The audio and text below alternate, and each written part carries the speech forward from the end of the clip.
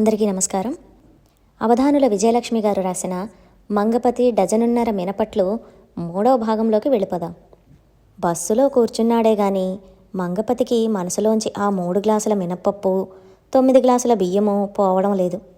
ఒకరోజు 3 పూటలా మినపట్లు లాగిద్దామనుకున్న మంగపతికి అవే అట్లు 4 రోజులు 3 పూటలా వరుసగా తినాలన్న విషయం తలుచుకోనేసరికి గుండెలో దడ మొదలైంది. అసలు పిండి రుబ్బాక అది ఎన్ని రోజులు పాడైపోకుండా ఉంటుందో. 2వ రోజుకే పాడైపోతే అంతా వేస్టు. అప్పుడు తెలిసింది తను చేసిన తెలివి తక్కువ పని. ఛాఛా, ఎంత తెలివి తక్కువ పని చేశాను. మినప్పప్పులో బియ్యం కలపాలనగానే మినప్పప్పులో బియ్యం కలిపేశాను.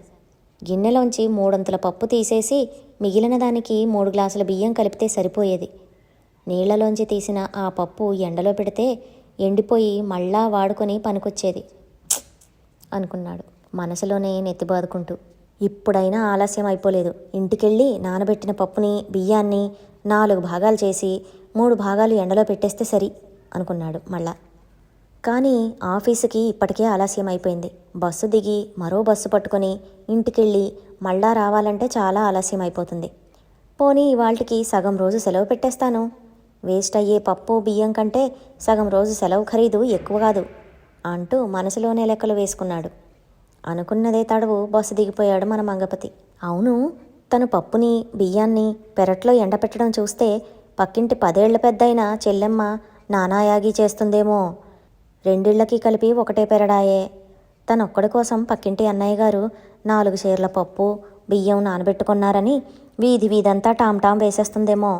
తను అసలు ఆవిడికి తెలియకుండా రహస్యంగా అట్లు పోసుకుందామనుకున్నాడు. 1 రోజుల క్రితం కందిగుండ విషయంలో ఏమైంది?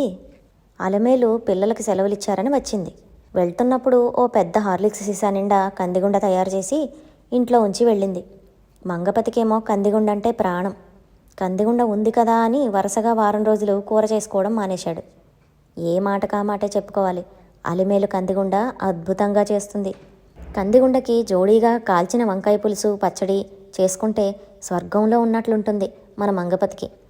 ఆ స్వర్గసుఖాన్ని వారం రోజుల పాటు వరుసగా అనుభవించాడు మంగపతి. వారం తర్వాత ఖాళీ అయిన హార్లిక్స్ సీసాని పెరట్లో కొళాయి దగ్గర పని మనిషి తోముతుంటే పక్కింటి చెల్లెమ్మ చూడనే చూసింది. ఆ రోజు మధ్యాహ్నం ఆల్చిప్పంత ప్లేట్లో 4 వంకాయ ముక్కలు తెచ్చి మంగపతికి అందిస్తూ, అన్నయ్య గారు, మీకు కూర చేసుకోవడం కష్టమైతే నేను చేసి పెట్టేదాన్ని కదా. వరుసగా అన్ని రోజులు కందిగుండ తింటే అజీర్తి చేయదుటండి అనేసింది. ఆ తర్వాత వీధిలో నడుస్తుంటే ప్రతి వాళ్ళు అడగడమే, ఏమండి మంగపతి గారు, మీ కడుపులో మరేం చికాకు లేదు కదా. వరుసగా వారం రోజులు మీ తెలుగు వాళ్ళు చేసుకునే ఏదో పౌడర్ని తినేశారటగా అంటూ. ఎదురింటాయనైతే ఒక పొట్లంలో హోమియోపతి మాత్రలు తెచ్చి ఇచ్చాడు కడుపులో గ్యాస్ తీసేయడానికి. అటువంటి చెల్లెమ్మకు తెలియకుండా పెరట్లో పప్పు బియ్యం ఎండబెట్టడం సాధ్యమేనా? ఆ సదరు చెల్లెమ్మ పొద్దున్న మొగుడు ఆఫీసుకు వెళ్ళిన వెంటనే అసలు ఇంట్లో ఉండదని, కబుర్లు కాకరకాయలు చెప్పుకొందుకు ఇరుగింటికో పొరుగింటికో వెళ్తుందని ఒకసారి అలమేలు చెప్పింది. తను వెళ్ళేసరికి ఆవిడ ఇంట్లో లేకపోతే అదృష్టమే. ఆవిడ 4 ఇళ్ళు తిరిగి ఇంటికి భోజనానికి వచ్చేలోపు ఎండిపోతాయి.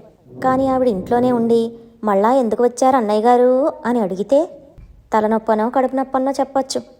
దేవుడా, నేను ఇంటికెళ్ళేసరికి నాకంటే 10 ఏళ్ళు పెద్దయిన మా పక్కింటి చెల్లెమ్మ ఇంట్లో లేకుండా చెయ్యి తండ్రి.